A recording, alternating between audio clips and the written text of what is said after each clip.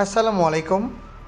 কৃষি মেশিনারিজের নির্ভরযোগ্য platform modern Agrotech পরিবারের পক্ষ থেকে জানাই সাদর সম্ভাষণ। আজকে আপনাদের সামনে উপস্থাপন করব 2024 সালের নতুন চমক কম্বাইন চাপ কাটার উইথ গ্রাইন্ডার মেশিন। প্রিয় খামারি ভাইরা যারা ভাবছেন খড় ও ঘাস কাটার মেশিন ক্রয় করবেন, এই ভিডিওটি তাদের জন্য।